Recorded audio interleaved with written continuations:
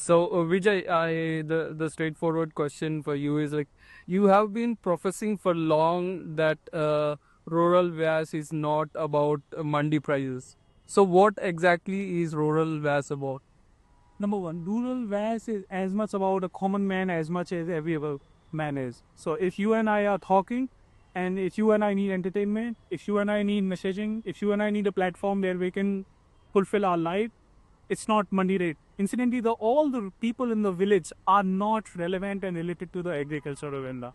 So you would say that only a few do agriculture and only a few in the chain do real that work of doing plowing, shields, seeding, and everything else around it. So you have to look at them as a normal segments. It's just they are price conscious even more than what a city urban guy could have been, and their need will require their segmentation. They might not be able to read a lot, but they are so much aspiring that they watch a lot of TV. They want to get all the entertainment. They want to listen. They want to sing. They want to do everything else. So when we look at a VAS, which is like adding more value to the consumer, just adding money rate doesn't help that guy all the way. And another thing is that if you go to a village, yes, 600,000 villages. Anybody does not gather 600,000 village data. Somebody gathers in a couple of thousand mandi rates. That's like bad segmentation. If I give you a mandi rate of Aligarh and I live in a village which is 140 kilometers from Aligarh as a district, what is the use? There's some nearby mandi that I will go to. So it requires cloud sourcing equivalent application. It requires some larger view on the estimated cost.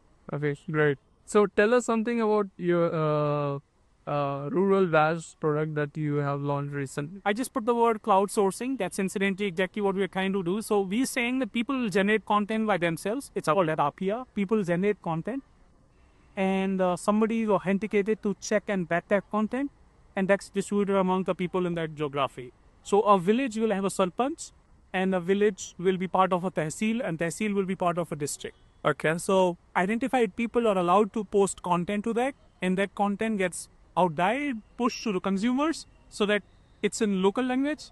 It's very much what they want to listen to and understand about. So I love to call it a democratization of content of people, by the people, for the people, and distribute to give this platform there what people do about. It's worse because there are consumers on it. It's worse because there are production of the content which is made for them is on it, and we're just the platform in that case. Great. And tell us something about the mobility fund and how it is doing lately.